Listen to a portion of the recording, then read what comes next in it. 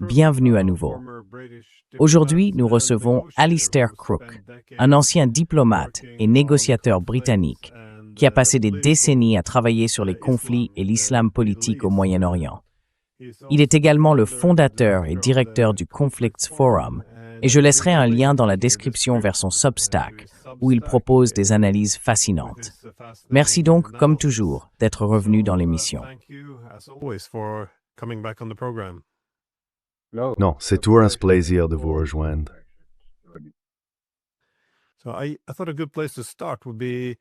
Je pensais qu'un bon point de départ serait: quelle est la stratégie de Trump vis-à-vis de l'Iran? Il semble qu'il ait accumulé de nombreux moyens militaires dans la région. Mais est-ce en préparation d'une frappe ou cherche-t-il en réalité une porte de sortie? Beaucoup trouvent la situation confuse, déconcertante même. On se demande vraiment ce qui se passe ici.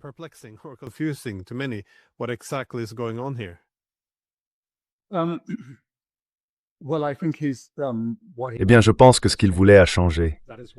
C'est l'une des raisons pour lesquelles la situation a été un peu confuse. Au départ, lorsque les troubles en Iran ont commencé, il y a vu une occasion de réaliser un grand coup, une victoire rapide, nette, courte et sans complications. Il voulait intervenir, frapper, puis se retirer, comme il l'avait dit à propos de l'attaque contre les installations nucléaires iraniennes en juin. Il cherchait cela depuis un moment et demandait l'aide des Israéliens pour identifier, si l'on peut dire, l'ouverture qui lui permettrait de réussir. Eh bien, j'appelle cela assez crûment un coup d'éclat, quelque chose comme l'attaque contre Maduro.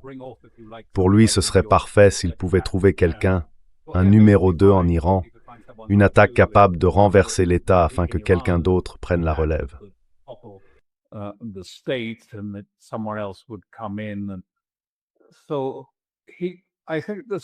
Donc, je pense que c'est ce à quoi il s'essayait au départ, vous voyez. Mais maintenant, les choses se sont révélées bien plus compliquées qu'il ne l'avait espéré au début. Il pensait peut-être pouvoir tuer le guide suprême ou faire quelque chose qui soutiendrait les manifestants. Et rien de tout cela ne s'est vraiment passé comme il s'y attendait, à plusieurs égards.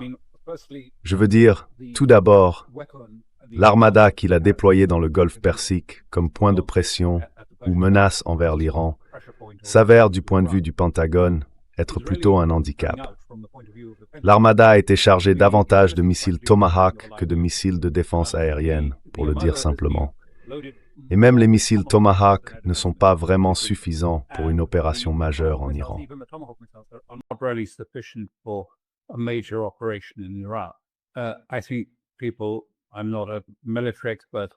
Je pense que les gens, je ne suis pas un expert militaire, estiment qu'il y a environ 300 à 350 missiles Tomahawk à bord des 2 destroyers et du groupe opérationnel associé. Il n'y a qu'un seul porte-avions en position pour le moment. Donc je pense qu'il espérait que cela constituerait en réalité un point de pression majeur sur l'Iran, quelque chose qui pourrait les convaincre de reculer ou autre. En fait, cela a eu l'effet inverse, car l'Iran a truffé la côte en face de cette armada de missiles anti-navires. Il a également peuplé la zone, les mers environnantes, de sous-marins. Il dispose de mini-sous-marins équipés de missiles anti-navires, et ils ont aussi ces vedettes rapides, armées de missiles anti-navires. Les missiles anti-navires tirés depuis les sous-marins, même s'il s'agit de mini-sous-marins, peuvent être lancés en plongée.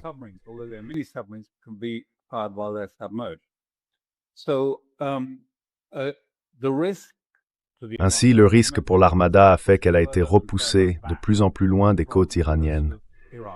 Elle a été repoussée à cause du danger des attaques de drones, et le nombre de systèmes de défense aérienne pour, disons, un groupe de navires de ce type est limité. Encore une fois, je ne suis pas un expert en la matière, mais on m'a dit qu'il y avait peut-être, vous savez, entre 50 et 100 missiles défensifs par destroyer.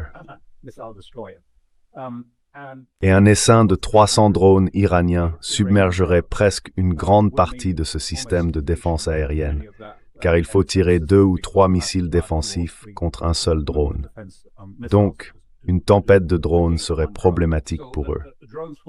Et les missiles anti-navires le long de la côte posent également problème. C'est bien plus complexe que le Yémen, et pourtant les forces ne sont pas vraiment comparables.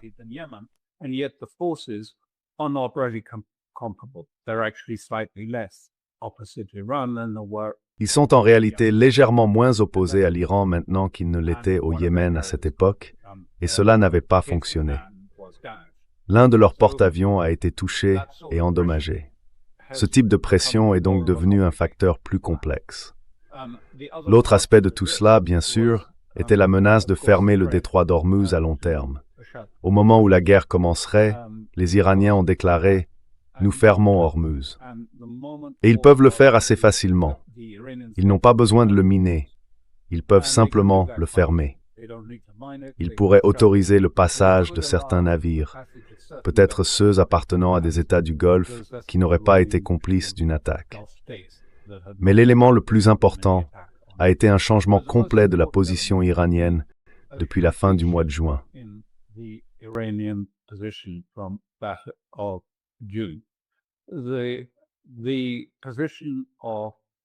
La position de l'Iran est simple. Toute attaque contre nous, qu'elle vienne d'Israël ou des États-Unis, signifie une guerre totale et la fermeture du détroit d'Ormuz, automatiquement. Alors l'Amérique a envoyé des messages par l'intermédiaire de tiers, suggérant d'abord, eh bien, faisons un échange symbolique. Nous attaquerons un bâtiment vide du CGRI ou quelque chose de ce genre, et vous pourrez frapper quelque chose sur l'une de nos bases militaires, Al-Udeid ou une autre similaire, puis nous en resterons là. Cela a été immédiatement rejeté par l'Iran. Ils ont dit absolument pas. Toute attaque, d'où qu'elle vienne, signifie une guerre totale immédiate. À ce moment-là, Israël est intervenu et a envoyé des messages à l'Iran en disant « Vous savez, nous ne participerons pas à cette attaque ».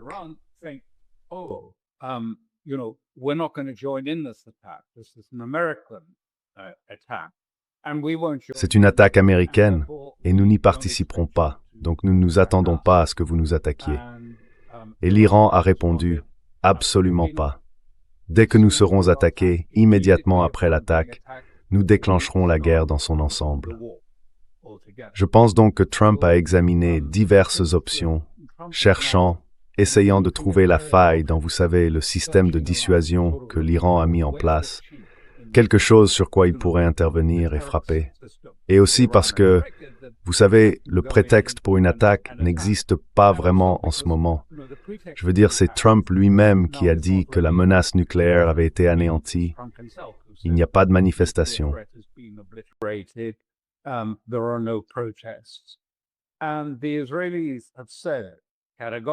Et les Israéliens ont déclaré, catégoriquement, que les services de renseignement israéliens avaient informé l'équipe de Trump qu'une attaque aérienne à distance contre l'Irak ne provoquerait pas l'effondrement du gouvernement ni de l'État. C'est une évaluation typiquement israélienne, car ils ont vu ce qui s'est passé lors de la récente insurrection en Iran, qui a été, pour ainsi dire, contrôlée, dirigée et organisée depuis l'extérieur du pays, par les Kurdes, les Moudjahidines du peuple et d'autres éléments, dans le but de créer les conditions pour que ce qu'ils considèrent comme la maison de Dieu de l'Iran s'effondre. Et même les Israéliens reconnaissent, vous savez, que cela ne s'est pas produit.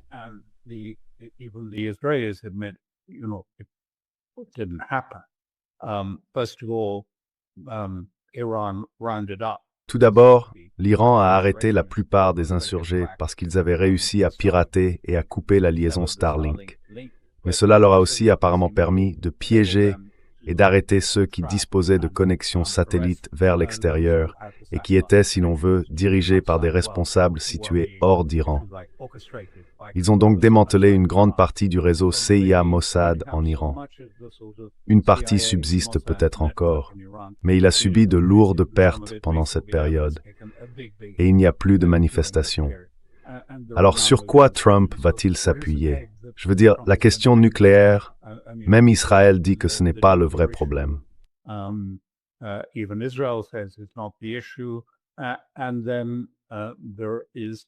Et puis, il n'y a aucune manifestation à rejoindre.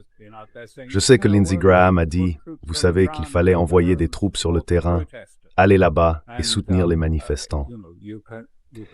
Et vous savez, on peut en rire, car il n'existe aucun mouvement de protestation organisé en Iran. Et vous savez, l'épouvantail de Pahlavi a été largement mis en place par les Iraniens eux-mêmes. L'idée que, d'une manière ou d'une autre, le fils du Shah pourrait revenir. Il n'a aucun soutien. Je veux dire, même les Israéliens reconnaissent qu'il n'a aucun soutien en Iran. Et ils ont avancé cette idée parce que leurs objectifs pour l'Iran sont simplement, comme ils ont déjà commencé à le faire, de balkaniser le pays.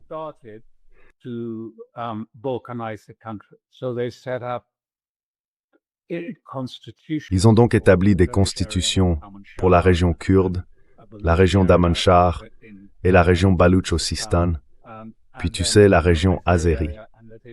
L'objectif, principalement du point de vue israélien, est de démanteler l'Iran et de pousser les Iraniens à s'entretuer selon ces différentes lignes ethniques, un peu comme ça s'est produit en Syrie. Mais cela n'attire pas beaucoup l'Occident. Une guerre civile ethnique comme objectif, ce n'est pas très vendeur. C'est pourquoi Pahlavi a été mis en avant, car cela sonne bien et se vend bien en Europe et en Amérique. Je pense que Trump essaie encore de trouver une sorte d'opération rapide et propre. Mais il s'est empêtré lui-même. Tu sais, il s'est complètement engagé, disant, tu vois, nous allons attaquer, et le soutien arrive.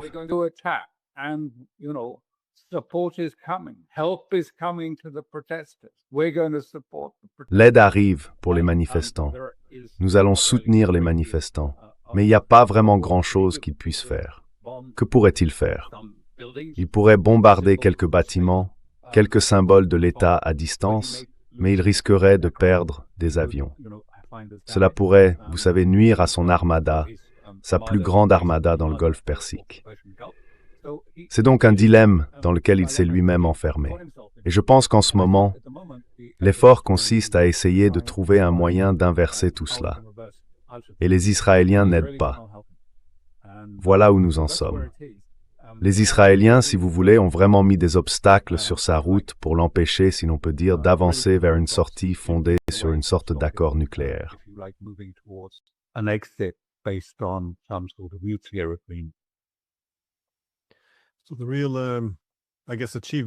Donc, le véritable accomplissement de l'Iran, je suppose, c'est cette capacité à établir une dissuasion très solide.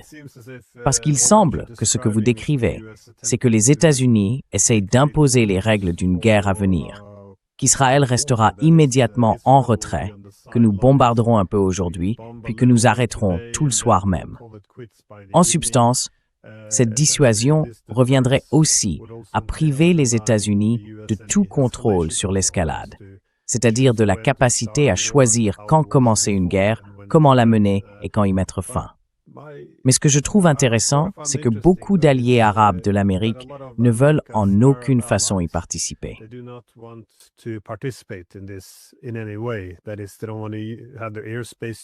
Autrement dit, ils ne veulent pas que leur espace aérien soit utilisé lors d'une attaque. Ils ne veulent pas que les États-Unis ravitaillent ou soient perçus d'une quelconque manière comme aidant à une attaque contre l'Iran. Je pense qu'il s'agit surtout de l'Arabie saoudite et des Émirats arabes unis. Mais d'autres États du Golfe ont également exprimé des préoccupations similaires. Est-ce une question de crainte de représailles? Est-ce l'hypothèse selon laquelle l'Iran ne peut pas être vaincu? Ou bien s'inquiète-t-il de l'objectif consistant à détruire ou à balkaniser l'Iran et de ce que cela signifierait pour eux? Comment pouvons-nous, je suppose, comprendre cette retenue de la part des Arabes ou des États du Golfe? S'agit-il simplement de dissuasion?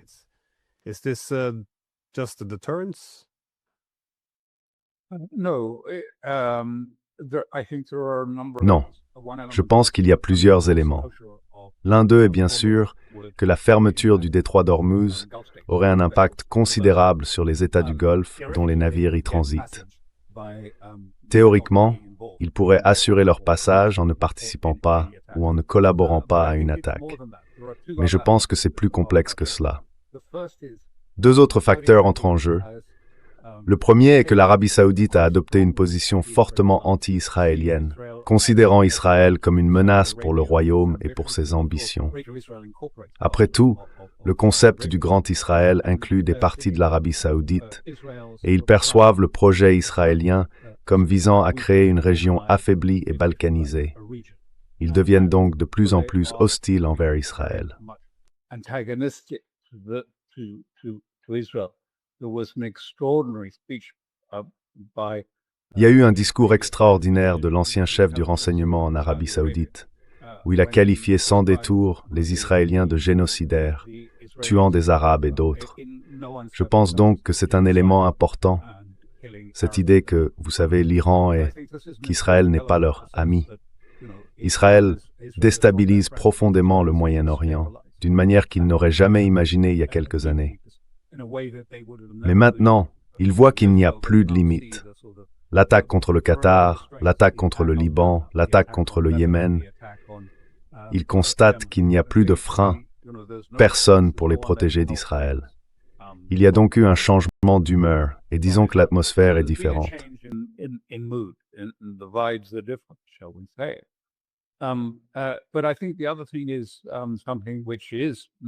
Mais je pense que l'autre aspect, dont on parle peu, c'est qu'en Irak et ailleurs, les marjas, les dirigeants du chiisme, les autorités religieuses non élues que les fidèles suivent, ont averti que s'il y avait une attaque contre le guide suprême, l'ayatollah Khamenei, une fatwa serait émise appelant à un djihad mondial obligatoire contre Israël et l'Amérique. Cela a également été approuvé par Sistani, qui jouit d'un immense prestige dans la région. Au-delà des seuls cercles chiites, d'ailleurs, ainsi que par de nombreux autres religieux. Beaucoup de dirigeants du Hasht et d'autres ont signé des certificats ou des déclarations de martyrs affirmant qu'ils souhaiteraient devenir martyrs pour cette cause. Et cela, je pense, inquiète les États du Golfe. Je veux dire, Bahreïn est chiite à 80%. Même l'Arabie Saoudite compte environ 13% de chiites. Vous savez, le Koweït, tous sont inquiets.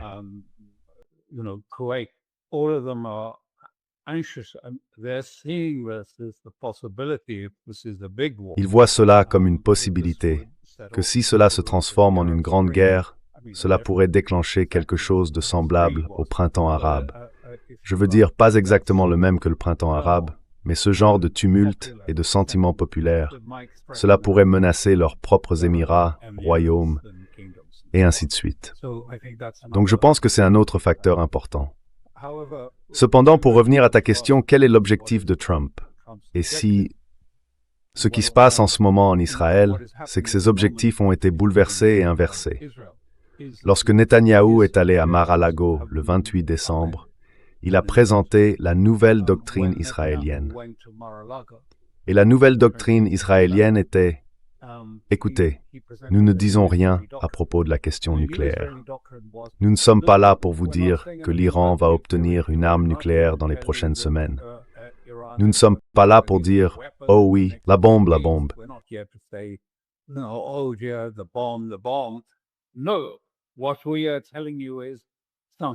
Non, ce que nous vous disons est bien plus grave. Au cours de ces 7 derniers mois depuis juin, l'Iran n'a pas simplement réparé ou remplacé ses systèmes de défense. Ils ont changé tout le paradigme de la défense, l'ensemble du dispositif défensif. C'est un paradigme entièrement nouveau, et c'est une menace considérable, y compris dans le domaine nucléaire, car c'est une menace telle que, même si nous disposions de renseignements indiquant que l'Iran était sur le point de fabriquer une arme nucléaire, nous ne pourrions rien y faire. Donc ce que vous devez faire, Monsieur Trump, c'est détruire la capacité balistique de l'Iran. Et ainsi, lorsque Witkoff, qui venait de parler avec Netanyahou, se trouvait en Israël pour le rencontrer, ils ont eu une longue discussion.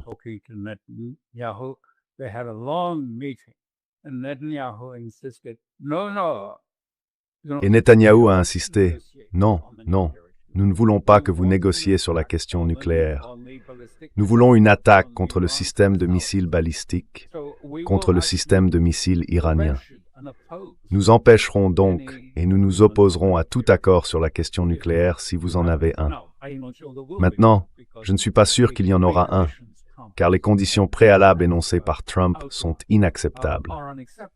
La première est que l'Iran devrait remettre entièrement toutes ses réserves d'uranium enrichi. Deuxièmement, un enrichissement nul pour toujours. Troisièmement, de sévères limitations sur ses systèmes de missiles. Et quatrièmement, la rupture de tous les liens avec le Hezbollah, le Hamas et tous ses autres alliés dans la région.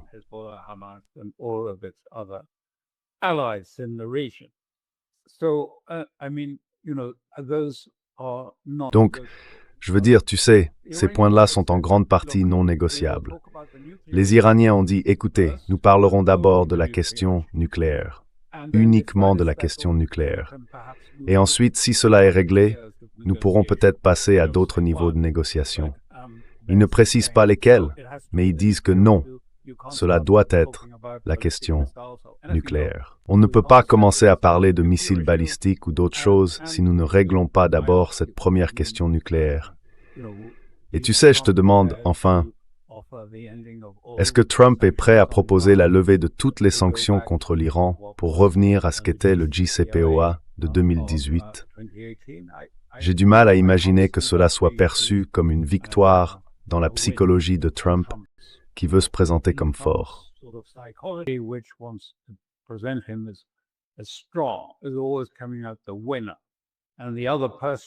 Il sort toujours gagnant et l'autre personne finit par être perdante, malgré tout.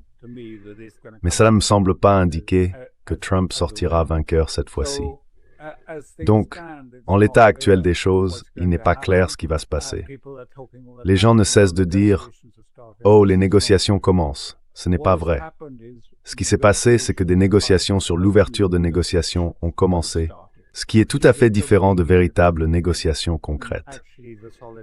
Il y a donc des discussions sur la possibilité même de négocier, quels en seraient les paramètres, les limites, le cadre. Oui, cela a lieu, mais les négociations proprement dites n'ont pas commencé et ne commenceront peut-être pas.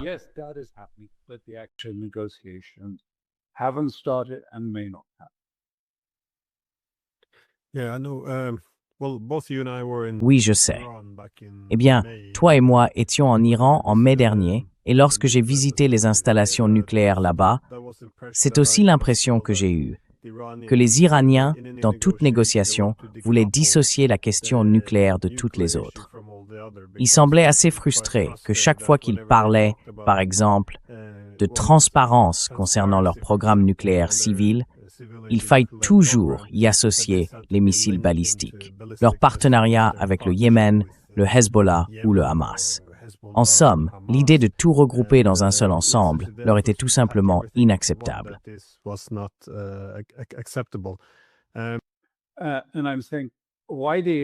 Et je dis pourquoi les Iraniens insistent-ils autant pour que ce soit uniquement une question nucléaire?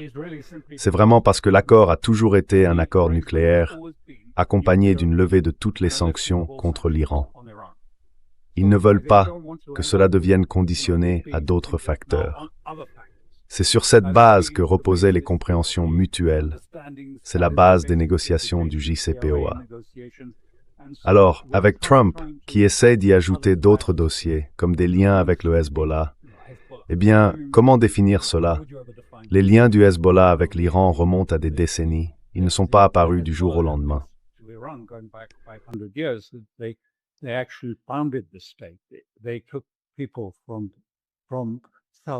Ils ont pris des gens du sud Liban, de leur maison au Liban, et ils ont créé l'État. Je veux dire, tu sais, à tous les niveaux, c'était impossible à démêler. Donc ils ne peuvent pas ajouter toutes ces autres questions, car alors les sanctions ne seraient jamais levées. Il faut que ce soit « Très bien, nous avons un accord sur la question nucléaire, toutes les sanctions sont levées. » Et c'est une question de jugement, mais je ne pense pas que ça serait acceptable. Et les Israéliens disent « Nous ne permettrons pas que cela arrive. » Littéralement, ce sont les mots qu'ils ont adressés aux Américains. Nous mettrons un blocage israélien là-dessus. Et sans une étiquette cachée, c'est le terme qu'ils ont utilisé, sur votre négociation, elle n'aboutira pas.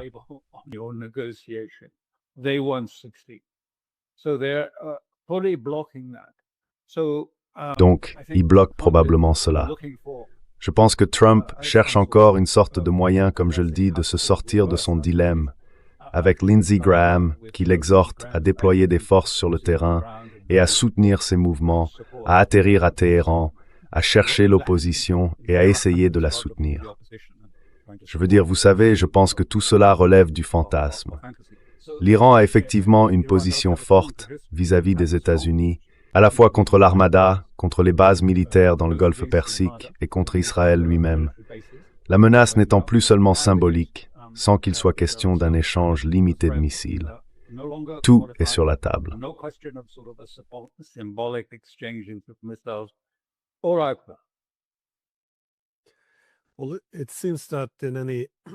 Eh bien, il semble que dans toute campagne militaire contre l'Iran, les Américains souhaiteraient, comme vous l'avez dit, avoir une certaine opposition ou des alliés à l'intérieur du pays pour les aider. Cette insurrection est donc assez importante.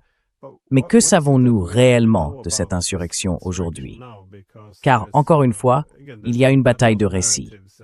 Et pour être honnête, je n'ai pas une vision claire des faits concrets. Autrement dit, que s'est-il passé en Iran pendant les émeutes? Quelle part avait une origine intérieure en termes de soulèvement et quelle part était dirigée depuis l'étranger? Je sais que ce n'est jamais tout l'un ou tout l'autre. Il y a toujours une part des deux. Mais que pensez-vous aussi des chiffres qui ont été communiqués concernant le nombre de personnes tuées? Par qui ont-elles été tuées? Le gouvernement iranien a-t-il démantelé ces groupes d'opposition armés? Que savez-nous jusqu'à présent? What do we know so far? What we know about Ce que nous savons à ce sujet se résume essentiellement à ceci.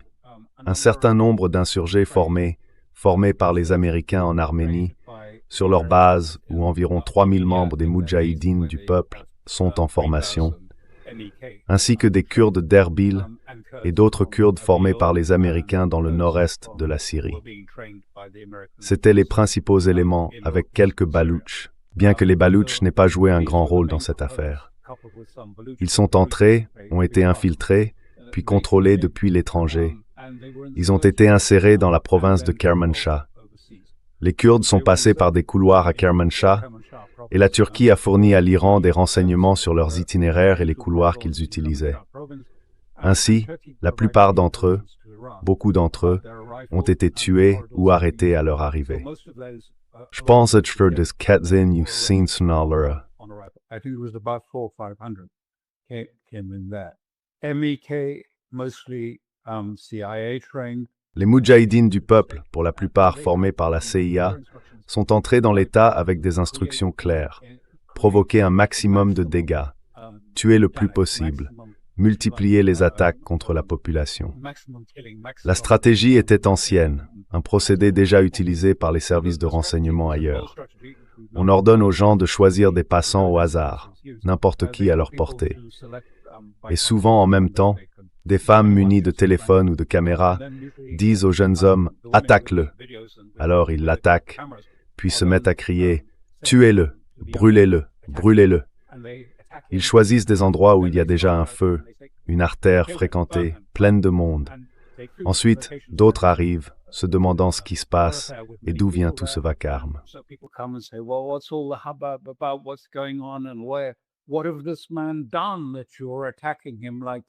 Qu'a donc fait cet homme pour que vous l'attaquiez ainsi? Et puis, il y a généralement quelqu'un sur un toit qui tire sur la police ou les services de sécurité lorsqu'ils arrivent. Contrairement aux récits télévisés, si vous avez déjà essuyé des tirs, vous savez qu'on ne sait pas vraiment d'où viennent les coups de feu. Cela devient donc chaotique et c'était très violent. Les meurtres étaient bien plus brutaux. Les jeunes hommes étaient payés environ $10 pour aller tuer quelqu'un dans la rue. Les hommes plus âgés recevaient $5 pour mettre le feu aux poubelles ou attaquer les ambulances et briser les pare-brises.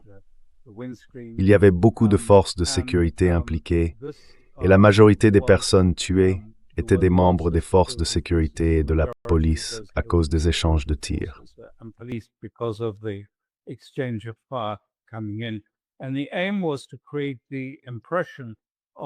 Et le but était de créer l'impression, vous savez, d'un bâtiment en feu avec tous les occupants fuyant et que le bâtiment était sur le point de s'effondrer. Puis Trump interviendrait avec une attaque et l'ensemble s'effondrerait et tomberait. Le nombre total de morts que les Iraniens ont recensé et juste en dessous de 3000 pendant le processus. En réalité, 2900 quelque chose. Plus environ 150 autres qui n'ont pas encore été identifiés. Mais ils les nomment, et ils disent très bien, si quelqu'un prétend qu'il y en a 5000 ou 30 000, qu'on nous donne les noms de ces personnes. Ils ont nommé tous ceux qui ont été tués dans cette affaire, sauf, comme je l'ai dit, quelques-uns. L'une des choses que les manifestants ont faites a été de brûler des gens vifs. One of the things that the protesters did was they burnt people alive. Several, sometimes elderly people just they poured. Alors eh bien, parfois des personnes âgées, on leur versait de l'essence dessus et on les brûlait. Et il y a des images, on peut les voir si on a le cœur bien accroché. Il existe des vidéos, je peux en témoigner, montrant cela, des gens qu'on incendie. C'était le manuel tiré de la gestion de la sauvagerie. C'est le genre de choses que faisait l'État islamique lorsqu'il est entré en Irak à Mossoul. Ils étaient d'une brutalité extrême. Quiconque ne leur plaisait pas, ils lui coupaient la tête. C'était vraiment terrible. Je me souviens avoir parlé à une jeune fille venue de Mossoul quand j'étais en Irak, à Karbala, et elle avait vécu cela.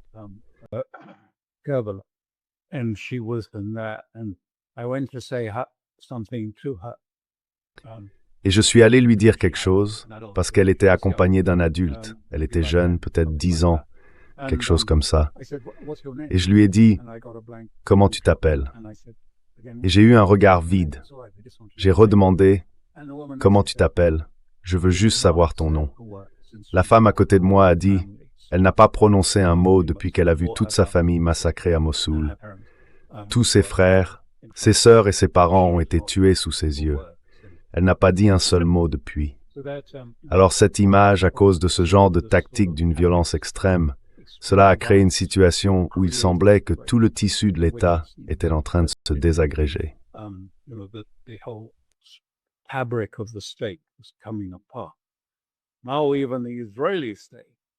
Maintenant, même l'État israélien, eh bien regardez, il n'y a pas eu de défection. Aucune de la part de la direction politique, du Parlement. Personne ne s'est levé pour condamner le gouvernement ou l'État. Il n'y a pas eu de défection au sein des gardiens de la Révolution, ni de l'armée, ni du Basij. Toutes les institutions et structures de l'État sont restées intactes pendant cette période. Et on peut le constater dans la presse israélienne. Je veux dire, si vous l'examinez, vous verrez que les services de renseignement israéliens disent que cela n'a pas fonctionné. En fait, il n'y en a tout simplement pas eu.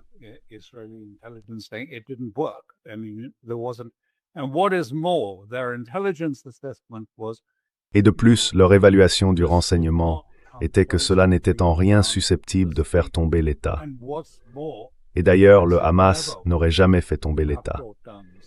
Et cette dernière phrase était révélatrice. Elle disait en substance qu'il s'agissait peut-être d'une mauvaise appréciation du renseignement, d'une mauvaise analyse de la situation, que l'Iran pouvait être affaibli de cette manière.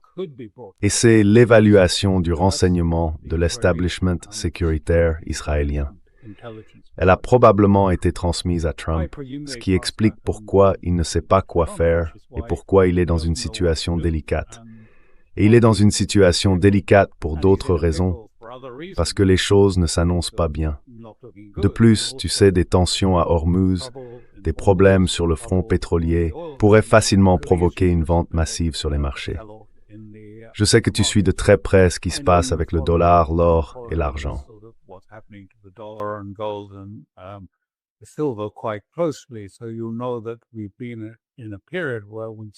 Alors, vous savez, nous avons traversé une période où nous avons vu les marchés connaître environ 3 mini-crashs, puis se redresser un peu, puis un autre mini-crash, et ensuite une nouvelle reprise. En bref, ils sont très volatiles, très très fébriles. Et donc, vous savez, une guerre culturelle soudaine pourrait presque suffire. Je ne dis pas que ce serait le cas, mais cela pourrait facilement faire vaciller les marchés. Et pour Trump, vous savez, l'essentiel, c'est l'apparence. C'est ce qui compte. Il faut que cela ait l'air bien. Il faut que cela donne l'impression qu'il est fort, qu'il s'est imposé comme la figure dominante dans ce processus. Et une grande partie de cela dépend, à l'approche des élections de mi-mandat pour lui, du maintien de la hausse des marchés, de leur envolée. Et ils sont aujourd'hui tellement surévalués par rapport aux comparaisons historiques qu'il y a, vous savez, des frémissements sur les marchés, ainsi que sur le marché de la dette.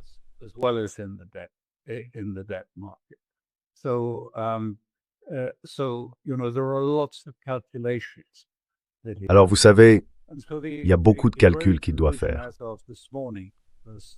La conclusion israélienne, ce matin, nous l'avons examinée dans notre extension, vous pouvez la voir sur notre Substack, correspond à ce qui se dit dans la presse hébraïque. C'est presque entièrement dans la presse hébraïque, qui est généralement assez différente de la couverture en anglais. Dans la presse hébraïque, ils disent qu'aucune décision n'a encore été prise et qu'il se pourrait qu'il n'y en ait pas avant plusieurs semaines à Washington concernant une éventuelle attaque ou la conduite à adopter vis-à-vis de l'Iran. Ils restent donc très prudents à ce sujet. Mais, comme je le disais, Netanyahou a dit catégoriquement à Witkoff, lorsqu'il l'a rencontré, « Je m'y opposerai. Vous n'obtiendrez pas son approbation. Et si vous n'obtenez pas l'approbation d'Israël pour un accord nucléaire, cela ne fonctionnera pas. Ça ne passera pas aux États-Unis. Vous aurez l'air d'un pestant. »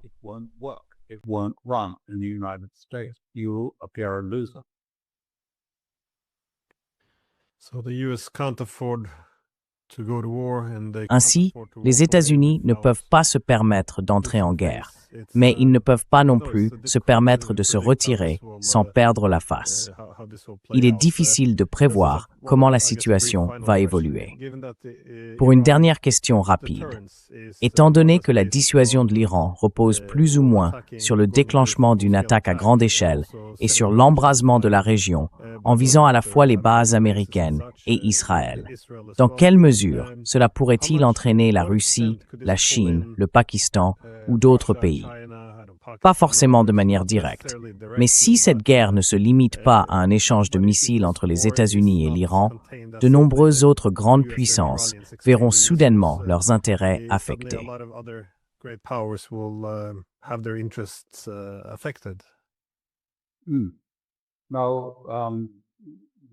Alors pour être clair, la Russie et la Chine ne disent absolument rien sur la nature de leur aide. Mais l'ambiance, je ne peux pas dire que c'est celle du Kremlin, car je n'en sais rien. Mais l'ambiance, par exemple, à la Douma, le Parlement russe, est qu'il est inacceptable de laisser l'Iran se faire écraser par ce qu'ils appellent le rouleau compresseur America First. Parce qu'ensuite, ils commenceront à écraser d'autres États aussi. Donc, ils doivent faire quelque chose. Et je ne dis pas que c'est une politique officielle. En fait, je ne sais pas quelle est la politique officielle. Mais je pense qu'il y a eu, vous savez, des discussions à la Douma sur la possibilité que la Russie prête son parapluie nucléaire à l'Iran pendant cette période.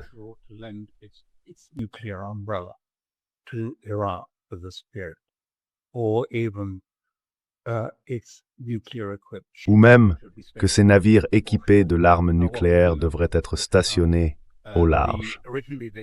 Ce que nous savons, c'est qu'à l'origine, ils devaient effectuer des manœuvres dans le détroit d'Ormuz pendant le week-end, mais qu'elles ont été annulées dans le cadre d'un accord avec Whitcastle, selon lequel le porte-avions et sa flotte associée devaient s'éloigner des côtes iraniennes et se diriger vers le Yémen afin de préparer d'éventuelles négociations. C'était, en quelque sorte, le préambule aux discussions. Mais il semble à présent, tout d'abord, qu'un navire satellite chinois, c'est-à-dire un bâtiment de collecte de renseignements, soit en train de se positionner au large d'Ormuz. Et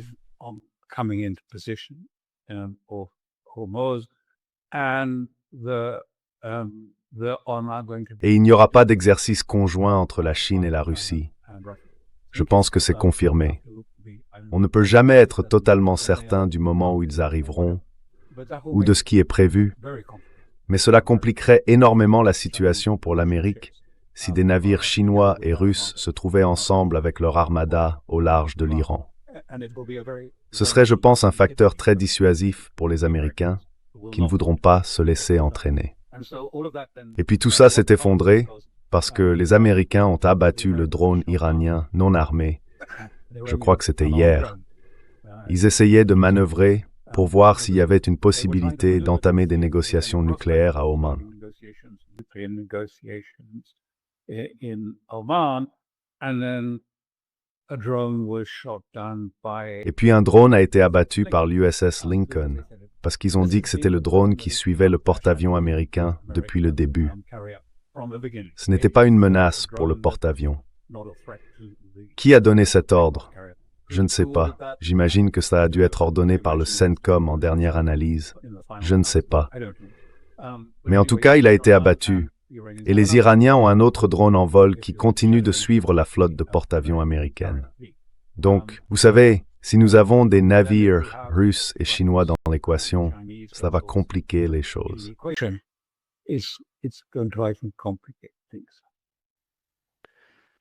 Well, meanwhile, keeping that whole armada parked. Eh bien, en attendant, maintenir toute cette armada stationnée au large, à une grande distance bien sûr des côtes iraniennes, semble coûteux, surtout lorsque, comme vous l'avez dit, la diplomatie en est au stade de négocier sur les négociations. Donc j'imagine qu'il faudra bien faire un compromis quelque part. Eh bien, merci beaucoup d'avoir pris le temps. J'attends toujours vos analyses avec impatience. Merci encore. Your insights. So thanks again. Non, merci, merci.